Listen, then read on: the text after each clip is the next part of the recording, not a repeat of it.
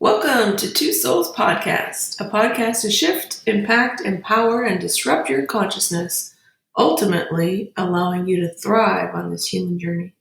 Now, here are your hosts, Amber Meganhauser and Angela Blaha.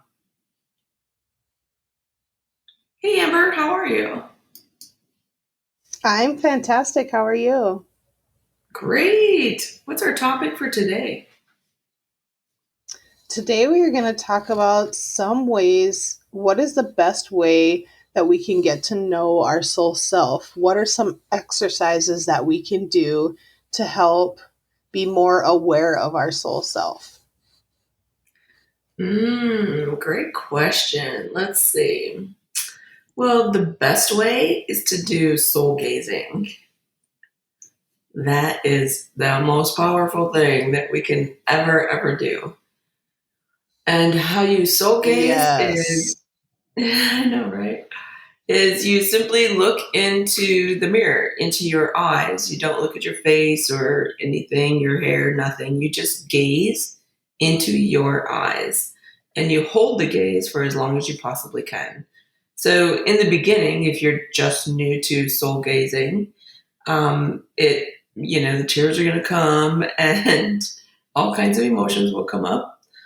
But you really want to try to hold the gaze for as long as you possibly can. If you can do it for 10 to 15 minutes, fantastic.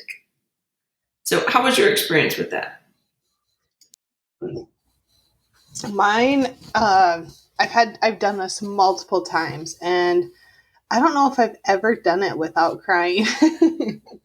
It's something that just comes because it's so powerful to actually look at yourself like that. Uh, one of the most powerful ones I did was just recently in our Seek 2 class that we're taking, and it was, I mean, I didn't just see myself like just looking in the eyes, I literally felt like I went into the mirror and I was like looking at myself physically, completely transforming right in front of my eyes. That was one of the most amazing experiences I have ever done. Actually looking at myself, not, usually when we look in the mirror on, getting ready, whatever, you just kind of look at yourself. But when you take that and actually do the soul gazing and look completely at your soul, you see yourself as like a complete wholeness. It's the feeling you get and the way you see yourself is 100% different than just like looking in the mirror getting ready for the day. Yes, it's a very powerful experience, and we did that experience with a meditation. So I basically walked people through that experience. But in the beginning, it's probably a little too much to do the meditation and the soul gazing. You just really want to get used to like literally piercing your own soul self and allowing that energy to come in. But they are very, very powerful no matter which stage of the game you do. Yeah. I mean, I've done this off and on for like a few years now, and I have never done it without crying. And you try not to cry. You're like, okay, I'm not going to cry this time. But it's just you see yourself so differently, and you can just feel like how powerful you are like within your own self, that it literally just tears just roll down your face. Yeah, it literally. So what happens is there's a vibration and a frequency when you like pierce into your own soul self, and that vibration moves out through the body, and the body almost becomes a little bit overwhelmed, and which is why the tears always come, because when the body gets overwhelmed it needs to release, and the tears are a form of release. And so the vibration though that you experience in this exercise is um, it literally changes your cell structure, because there is a transformation that happens that allows that soul self to be more embodied, which is the overwhelming of, the overwhelming feeling that you get, but it's an embodiment component. So if you're really working on becoming more soul filled, I want to say, then do this exercise, and the body literally changes its imprint into opening up space for the soul self to be embodied into the physical form.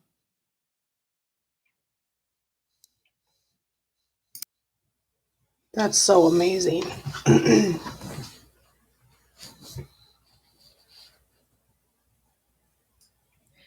So how often would you recommend doing this to try to get to knowing yourself better? Do you, and I know some, like, your thoughts do kind of wonder, like in the beginning, learning how to control that.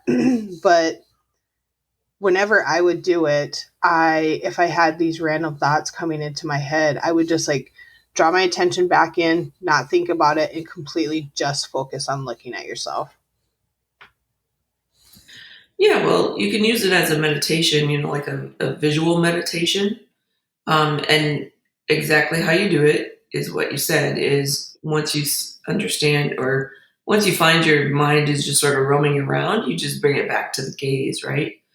So, yeah, I recommend doing it as Yeah. often as you actually can do it, until, you get to a place of coherence, I want to say, with your own soul self. Then it becomes different, like it changes. It's just like everything else, like it changes, and then you want to go deeper. Well, then you add like a guided meditation into it, or you add another vibration into it, or you activate something else within yourself, like extreme trust, and then you do some soul gazing. It's a whole different experience. So you could do it forever, right? And you're still going to get super powerful experiences every single time. Yeah, and it's never the same. Like, you're right. Like, I've done this numerous times, and it's never the same, and it every single time is more powerful than the previous. Yeah, that's the beauty of soul gazing. It never goes away. It never gets boring. It's just always one depth deeper every Yeah. single time. Yeah. So, what other ways do you use? Yes. What other exercises do you use, Amber, to dive deeper into that soul self? My biggest one that I've used other than the soul gazing is meditation. I feel in the beginning, meditation was it's the only thing that quiets the mind for me. And I really focus like on my breath. In the beginning, I even actually had, not that I had trouble with the meditation, because meditation does so many things for you. But in the beginning, our minds don't want to shut up because we have all these thoughts flowing around up there that just need somewhere to go. So I would do a lot of journaling, brain dumping before the meditation, because my mind just had a million things going on at one time. But the meditation, once you can release those thoughts and actually go within yourself, it's a game changer. Completely game changer on so many different levels, because I felt like once I quieted that chatter I had going up there, I could actually like hear myself. Yes, meditation is the that. I mean, there's multiple reasons to meditate. But if your intention is to quiet the mind so that you can literally hear that soul self, then let that be the intention, and then stick to it. Like, be very dedicated to that intention until it actually takes place. Then you can repeat it, repeat it, repeat it. The other thing is another thing to use is journaling, right? Like you can use journaling to ask deeper kinds of questions like when did my soul enter my body? Like at birth, was it before birth? Was it after birth? Like it's not we think that we have this cookie cutter thing about the soul, but we don't know diddly about the soul self because we're so focused on the human body and the human experience, right? So, you can ask deeper soul kinds of questions like where does most of my soul energy reside? Does it reside here in the body or does it reside someplace else? Um, how do I listen to my soul self? Like, how do I actually hear it? What does it sound like? Does it use my voice? Does it use some other voice? Does it use no voice? Is it just frequencies and vibrations? Is there a change that happens between my mind and my soul mind? Um, there's all kinds of deep questions that you can ask, and you can journal about them. And the journaling will change when it's your soul self. Like your handwriting will change, the verbiage sometimes changes. You can definitely notice a difference when your energy shifts into a different vibration. I never thought about it like that, but it completely makes a lot of sense. When journaling, sometimes I do look back and I'm like, geez, this handwriting's crazy, or this one's super nice, but that completely makes sense. Yeah, it's just the shifting of your energy field and your what aspect of you is actually speaking in that moment. So play, play with your soul self, right? Like we have different That is aspects that of who is we are. super cool. Yeah,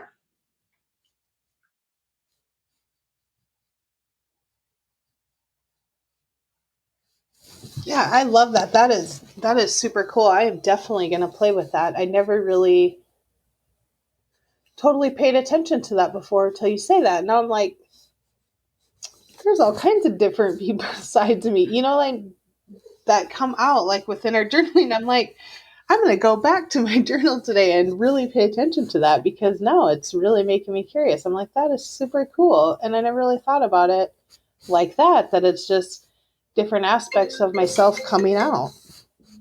yeah. So one thing that I use in my business is like if I'm going to write a post, like a social media post, or do like these podcasts, right? Like I get into a certain zone or a certain vibration, and then I write from that space.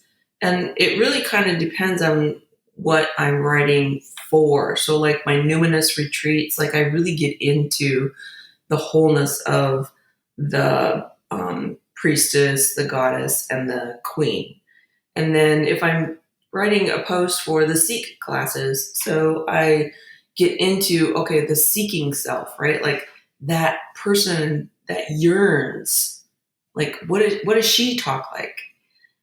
What is the numinous, like the wholeness perspective? Like, what does that aspect of my soul self talk like? I'm not talking from the humanness.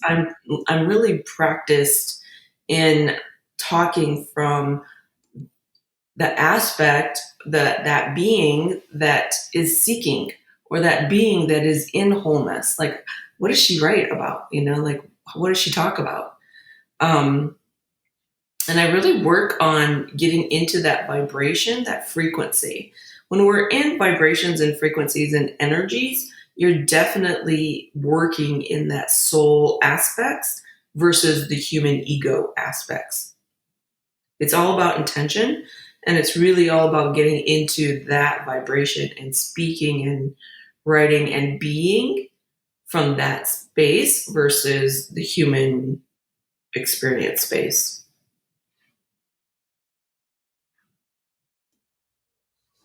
So That those are makes things that you so can look, much sense.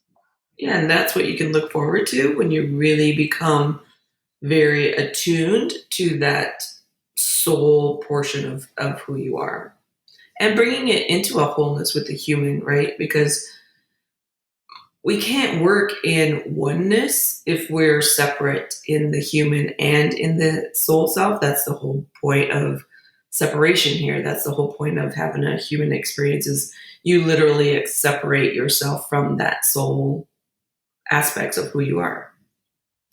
So bringing the shift in consciousness into a whole different dimension is bringing that soul self and that human self into one, into the wholeness of who you are. And when you can acknowledge or understand or be in the energy of the soul, embodying that soul and bringing it here and saying, okay, well, for numinous, if I'm going to work in a whole aspect, the I'm going to bring in that soul self and merge it with the human. Now you can write from a whole different perspective. And the wholeness aspect of who you are becomes very real in this experience. You don't have to feel that separation kind of energy any longer, which I think is part of the reason why we focus on the soul, right? Like we focus on bringing in that soul and embodying it so that we can literally have a soul human experience versus being in a human experience versus a soul experience. So there's no competition here any longer between yourself or in yourself. Like you're just working in a very non-competitive, very coherent, very whole oneness kind of thinking and being. So everything just comes together. Yes, I completely agree. After, when you do get to the level of where your soul works with your human body, it definitely you can tell that it changed, because previously my past self, I guess I could tell that I separated everything. And I sometimes I wonder if that's why I have like headaches so much, just because I separate was so separate from my soul self versus my human self. But now that they're completely one, work together, like all of that is gone and I feel completely different. Yeah, that's when you can feel the freedom of who you are, right? Like the wholeness becomes very, very free. And everything that you want, dream, and desire, like instantaneously becomes manifest. It instantly becomes a reality because you're working in such a space of complete freedom and essence, and like there's no separation whatsoever. And so everything just sort of flows. That's the reason why we want to Yes. practice or these exercises, to move more to more embodied soul self. Yes. It definitely makes you feel completely 100% different physically.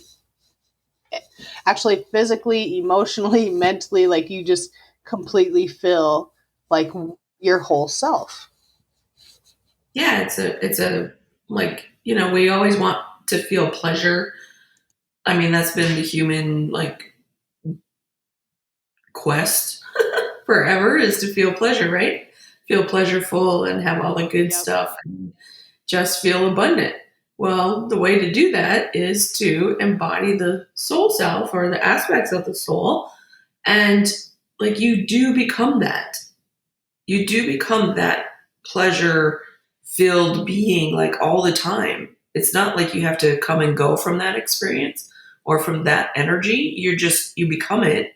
That's what we when we talk about being something, like what is it that you want to be or how is it that you want to be?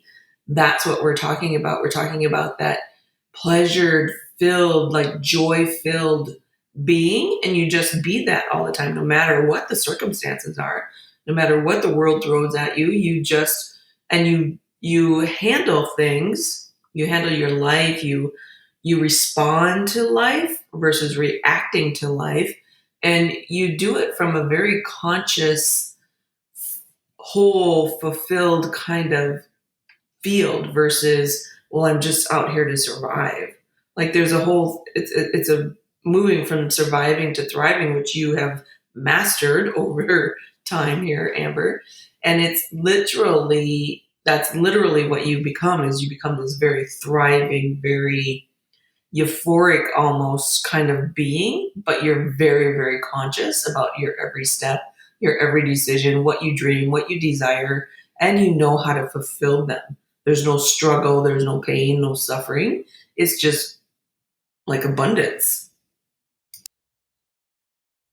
Yes.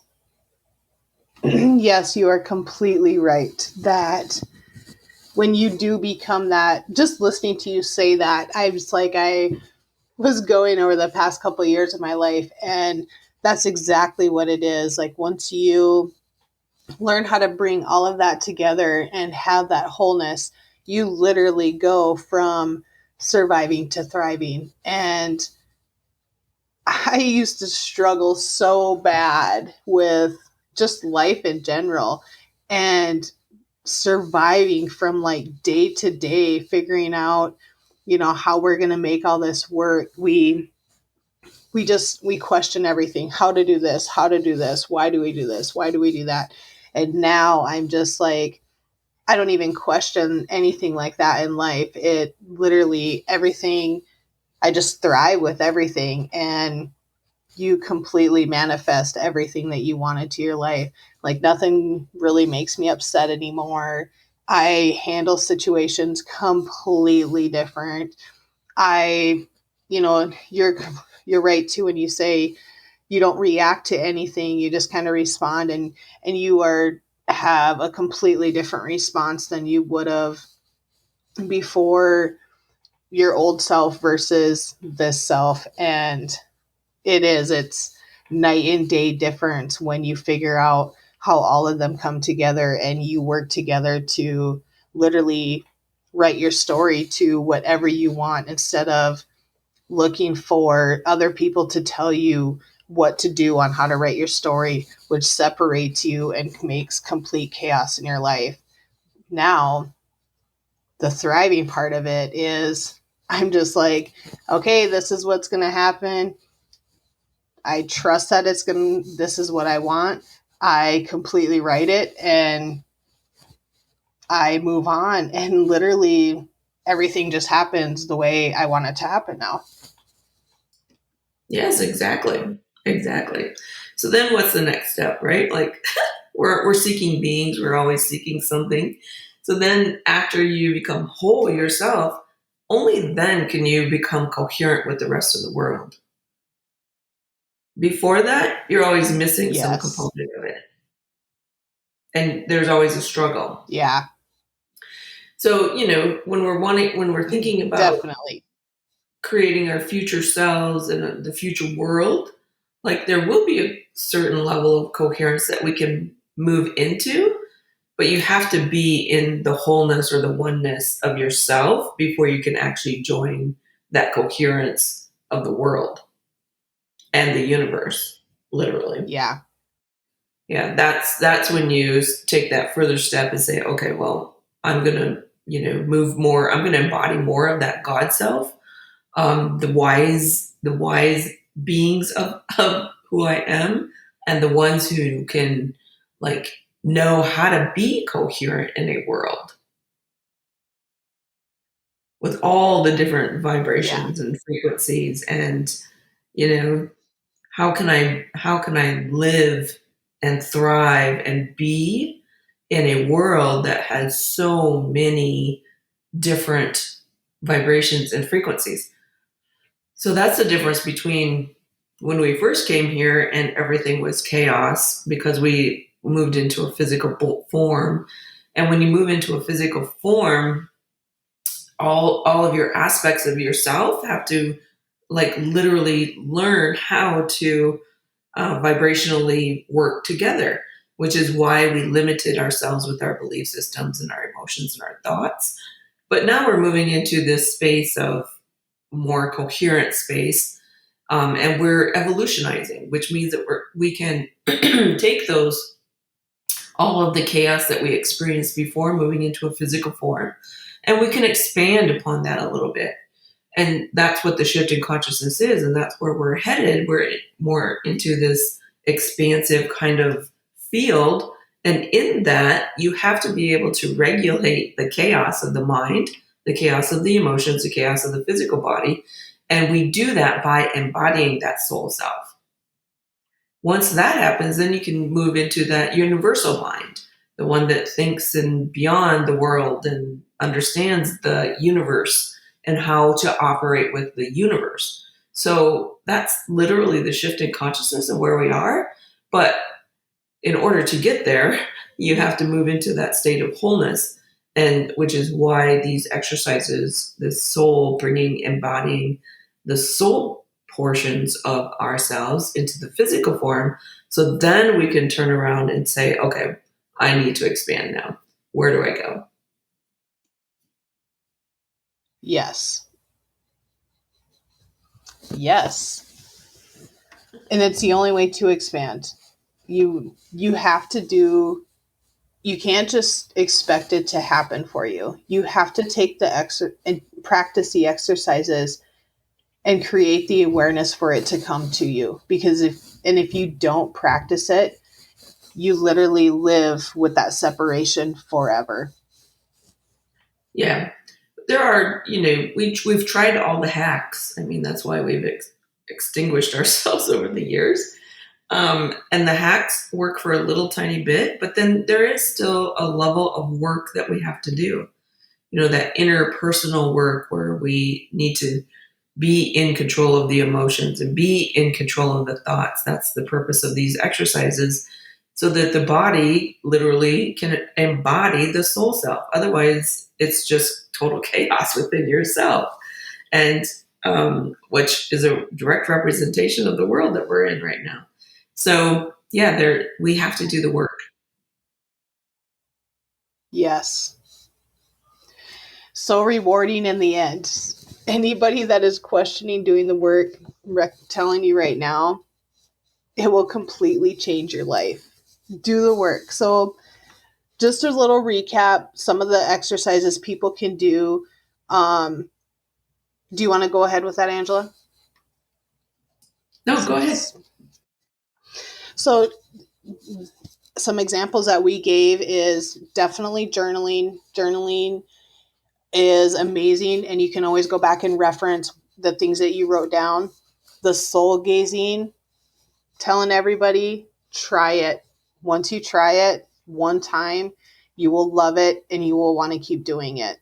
And the meditation, that is so big, and I do this every day, and it is completely transformed me. So if you really, really want to change yourself, these simple 3 exercises are something that will take you really, really far and completely change your life and figure out who you are, what you want, and you will never, ever struggle in life again, because you know exactly who you are as one complete whole self. Did I forget anything? No, that was beautiful. So we want to thank everyone for joining us today. Yes, thank you. We appreciate all of our listeners and want to thank you so much for sharing this space with us. If you have a topic you would like to discuss, please feel free to reach out to us. We would love to hear what your questions are and try to help everybody we can. Until next time, from our soul to yours, have a super fantastic day.